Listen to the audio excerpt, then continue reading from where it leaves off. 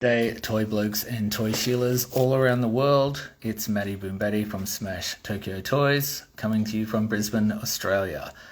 Like I promised, I said I would do a live show about where your toy molds are. If your toy molds have vanished from the world and you are confused and you don't know what happened to you, I'm here to tell you what has happened to you. It is not a secret. It's not something diabolical that has happened. Like I say on most of my videos, it is usually common sense what's happened. Sometimes it is sinister, and I will tell you some stories about what has happened to some people, including me, when it came to their toy molds that vanished off the face of the earth, or we've had to jump on a plane and go to Tokyo and find out what's happened. But in most cases, it's common sense. Now, very recently, a very, very popular designer has come out and said that his molds were retired without his permission. And there is a pretty easy explanation for why this happens. Now, if you go to make a toy in China, you have to be very precise about what you want made. So in China, in the factories, they have very large machines where toys are machined. So if you want a toy made, you need to go in and say you want a very specific, very large number of toys made. Because once your toy is made, there's no going back. You can't go back and say, oh, hey, I know I said 3,000, I actually wanted 7,000. It's too late. Once the toy's made, it's done, because the factory needs to move on and make more toys for more people. And that, once again, that's common sense. Now, in Japan, there is a very finite number of factories, and these factories are all run by very old men and women. And we all know that when those men and women die, that's it. That's it for Japanese sofubi. Now, the Americans think that they're going to swoop in, flags flying, and they're going to take over the industry. Now, what they don't get, and what everyone else in the world knows, is that once they do that, it's not going to be Japanese soft vinyl toys. It's going to be American soft vinyl toys. And this Americanization is already happening. It's already happening. There's guys from America and Japan making factories, and they're already undercutting the Japanese, which the Japanese fucking hate, but they're too polite to say anything about it. So that means that these finite factories, the very few factories that exist, they're a business. So if you're not constantly keeping this business running with your toy line, if you leave a gap of, say, a year or 6 months, they chuff your iron molds. That's it, you're gone. This is how the Eastern way of business runs. It's completely different from the Western way of business. And people are very shocked to have this happen to them. It's common sense. That's what happens. So if you're a very famous designer and you're very popular, they don't give a shit. They don't care how popular you are or how famous you are. They don't care that you paid them money first or that you were first in line. None of that means anything to them, because, like I said, there's very few factories, and there are thousands and thousands of people all around the world that want them to do a run of toys. They can't wait around for you to make up your mind a year or two later and say, well, hey, I actually still wanted you to make toys. They have a very small amount of space in their tiny, tiny factories. So they just move you along. They don't care that you're angry about it. They don't care how you feel about that. They will just get rid of your iron molds. Now, like me, I bet that you're going, well, I don't understand. How come guys like Mark Nagata own their iron molds? Why am I not allowed to own my iron molds? I don't know. You'll always hear me say that things are not secret toy wizard business. That is secret toy wizard business. I don't know why guys like Mark Nagata and some of the big guys in soft vinyl own their own iron molds, but I'm guessing they probably went to Japan and frickin' got them. But that doesn't always work out. So let's get to why there are these sort of sinister stories where people's iron molds have just vanished and they don't know why. Well, it's not that sinister. It's actually that they're total assholes. And here's how I know that. So, way back when I was doing my first ever soft vinyl toy in Japan, I was a young guy And I was so excited. I was so excited to go to Tokyo and meet the middleman. So usually if you want to make a soft vinyl toy, you need a middleman to be able to go between the factories for you. Now my toys were made by Sikaluna Kubo, which is like one of the top toy makers in Japan. If you don't know who they are, look them up. So Miyazawa-san sculpted my toys, which for me was just amazing. If you ever have a look at them, they just have the greatest detail you've ever seen. Now my toys are about this big, which means they have tiny, tiny, tiny parts. Each part is about an inch each, 7 parts. Now I was told at the time, hey, we can't do that. That's impossible. No one has ever done that before. And I was like, well, how about we give it a go anyway? Now, unbeknownst to me, what they were really saying was, you just can't do it. You can't pull the vinyl through molds that are that small. So I didn't even think about that. We went ahead and we did it anyway. And wow, whiz bang, I'm the first person to do that. Well, actually, Sikaluna was the first people to do that in the world. And I didn't think about it ever again. So here I was in Tokyo. I meet the middleman. I'm not going to say who it was. I'm sure we all know who it was. And we're walking along the street. Now, at the same time, there was a totally amazing 4-piece, 2-part Cthulhu-esque toy line that had come out. Now, I'd contacted the designer and I said, hey man, I love what you're doing. It's the most amazing toy line I've ever seen. I want to buy one off you. And he's in America and he says, yeah, man, that's great, man. Yo, that's fantastic. Send me $200, which I did. 3 months later, I've got nothing to show for my $200 US. And I contact him and I said, hey, what happened to my money? What happened to the toys? And he said, I'm so depressed, man. I blew it all up my nose. And I went, you what? He said, I blew it up my nose, man. I spent the money on cocaine. And I was like, hey, you didn't seriously put that in writing, did you? He said, you've got one of the biggest toy lines to ever come out of Tokyo, and you've told me you just stole my money and blew it up your nose. And he's like, yeah, I'm too depressed to deal with this. So now I'm in Tokyo and I'm walking to Sikaluna with this middleman. And I said to him, hey, what's the story with this? Aren't you guys dealing with this? And the middleman turns to me and he says, yeah, you don't have to worry about that. We have repossessed the molds. And I went, you've repossessed the molds? And he went, yeah, that guy's ripping people off. I've repossessed the molds. So there you go. This is what can happen to you. If you're a total asshole and you're stealing money from people, your molds can be repossessed, and that's the end of you being a famous, Japanese toy designer. That's the end of you. So that guy who had what was probably one of the greatest new toy lines to come out of Tokyo, that was the end of him. He's never bought anything out again. So eventually, I kept writing to him and saying, man, you've blown it. I want my toys. Those toys did come to me. Like, don't do that. That was like career suicide. So that is like a sinister way of losing your toy molds. Another way that I heard on the same walk, another guy, he was doing some sort of payment plan and just stopped paying, lost his toy molds. So now let me tell you what happened to my toy molds. And this is the same day, same walk. So it was like a 20-block walk, and we're walking along. And I said to the middleman, I said, hey, what can you tell me about Walter Chauskosis? I see he's got his first vinyl toy coming out. It was a pug-headed toy. And the middleman looked at me and he said, why'd you ask me that? And he got very aggravated. And I went, oh, because I'm like a really big fan of his. I really love his work. That's his new toy coming out. I'm really excited to see it. And he said, well, I'm a close friend of his. I'm really offended you asked me that. And I went, it was just a simple question. It's not offensive. I really like what he does. Well, that was the end of me. Guy did not talk to me for the next 30 blocks.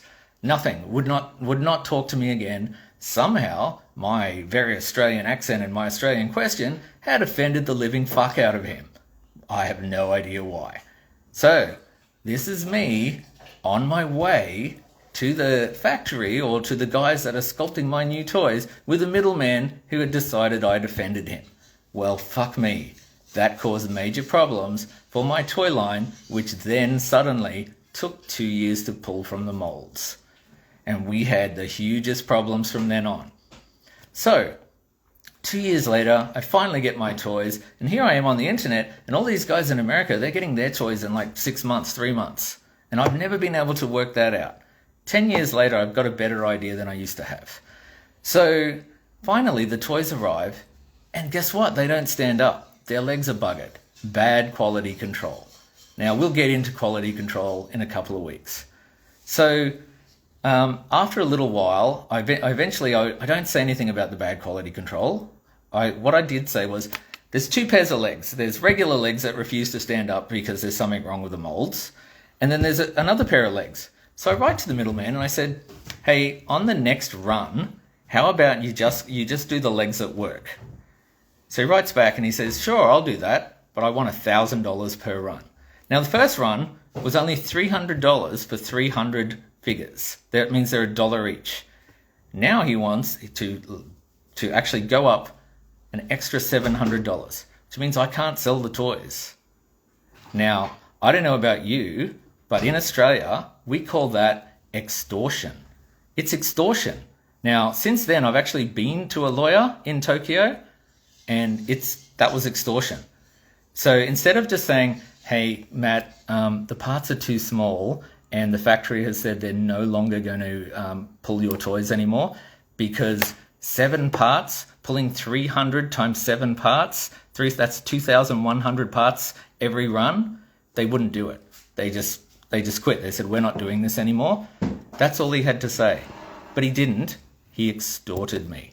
Now, 10 years ago, what I should have done, and this is what the lawyers in Japan said, they said, you should have got on a plane, come over here, gone to us, and we would have fixed this problem for you.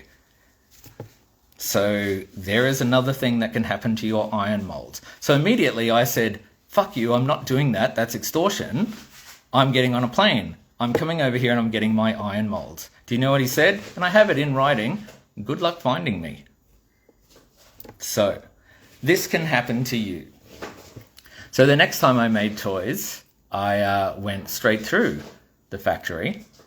And what happened to me was it took another 2 years to get my toys.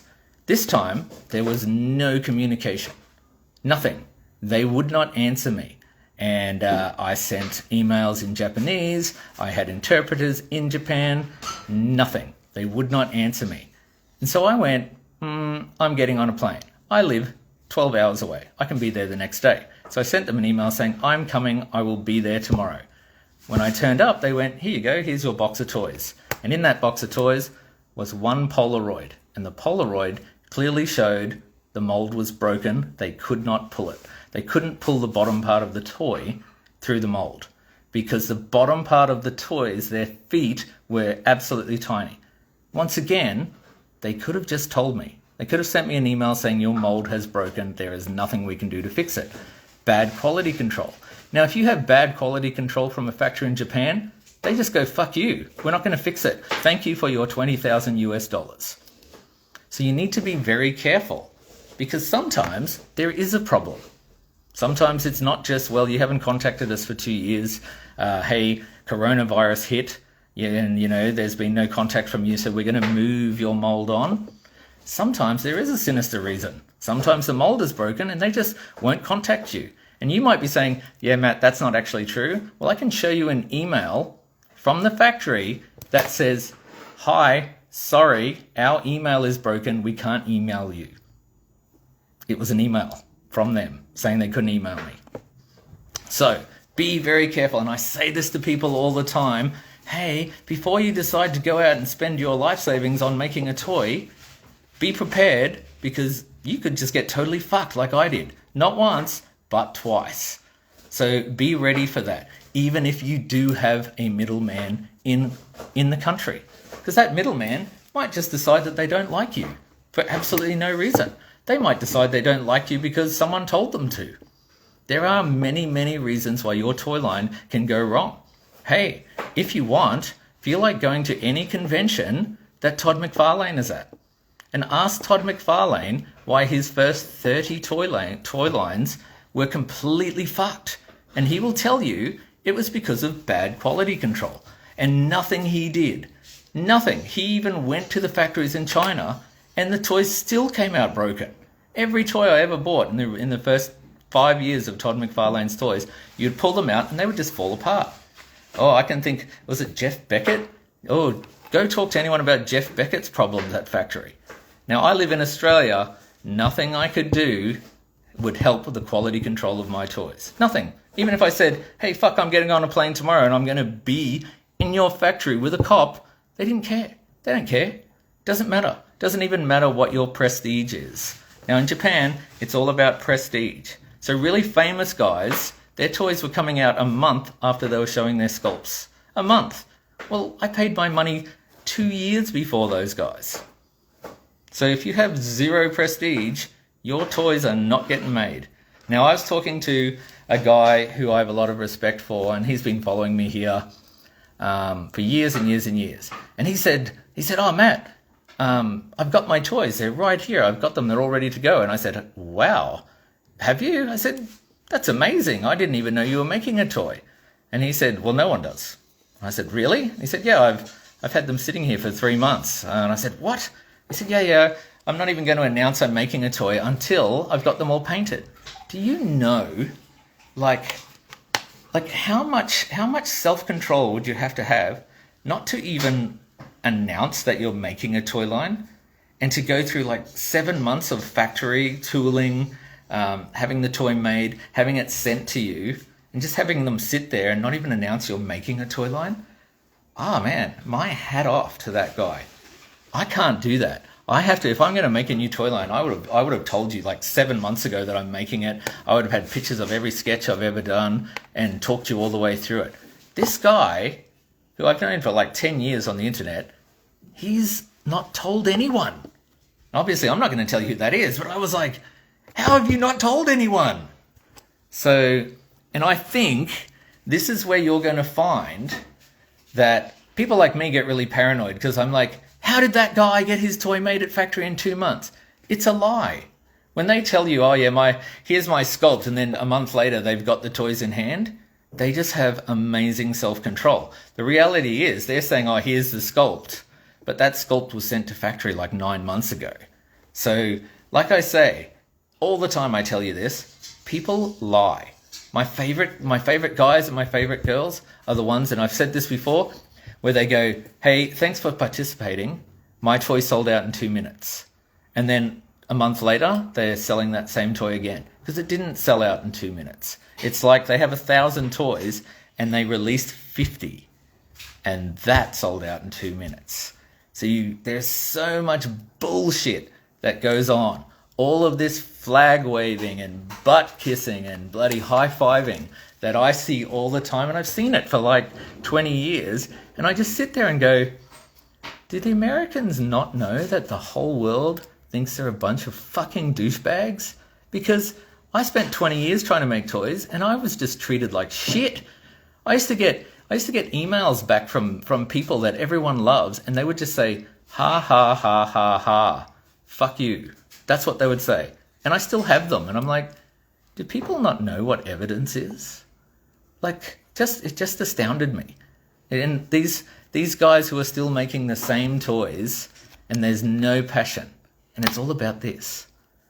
And I say to people, I was talking to my friend today in his toy store, and he said, I find it really hard to buy this artist's toys. And I said, I contacted that artist, and I told him that we have 1 million of his fans here in Australia.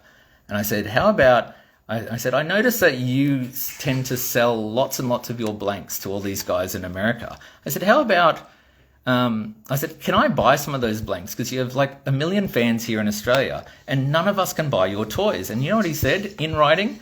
He said, why would I give a fuck about Australia? He said, I have 6 million fans here in America, and my toys sell out here in America. He said, so why would I care about Asia and Europe and Australia?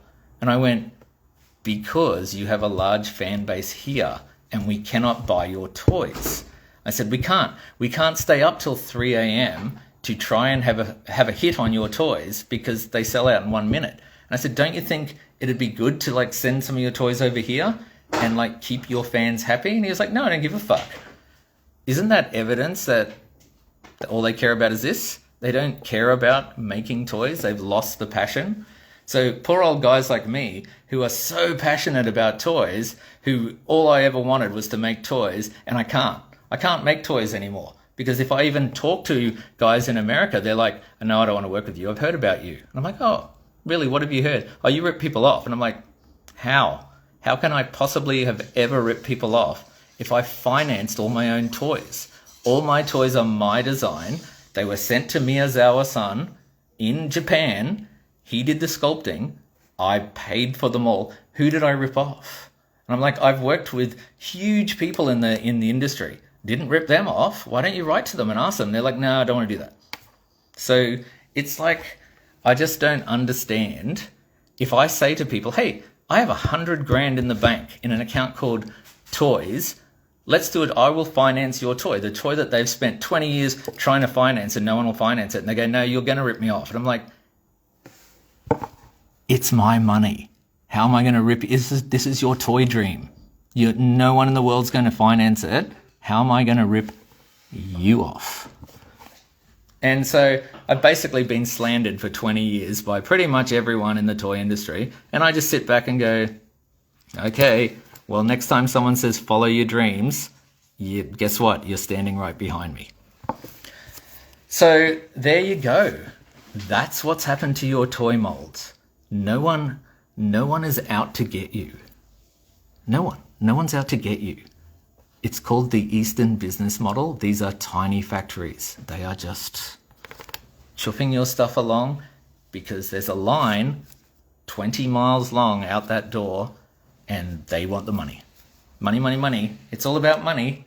And let me reiterate this. If you're an American and you're sitting in a cafe full of 6 or 7 Japanese designers and you're sitting there saying, yeah, I'm here because I want to make a toy factory because soon all the old masters will die and I want to come in and I want to undercut everyone in the room and make my own American Japanese toys, you should know they think you're a total dickhead. They hate you. They do. I've sat there, I've listened to them. I've had them invite me and say, Matt, we want you to be part of the Japanese toy underground because you understand. You understand what's going on. When all of those people die, there will no longer be a Japanese soft vinyl toy industry. And if you Americans come in, it'll be American soft toys. Much like what Super 7 did in America, but at least they honored it and said it's American soft vinyl. All you guys swooping in now, all the guys in Japan right now who are like, hey, look at our soft vinyl factory, come to us. Come to us, don't go to them. You honestly all think that they like that. You're dreaming. Absolutely dreaming. Anyway, come back next week. We'll talk some more. I would really like to talk about cliches in the toy industry. There are a lot of cliches. We sit in a toy store here in Australia and we talk about them and we all have a good old laugh. My friend Elaine was just saying the other day that he doesn't go to toy shows anymore because he's so sick of people who come up to him and just give him a hard time because he's a toy store owner. So we'll talk about that next time. Have fun. I hope you're having a great day. Feel free to write to me and tell me what an asshole I am. You can't cancel me. That's already happened. Have fun.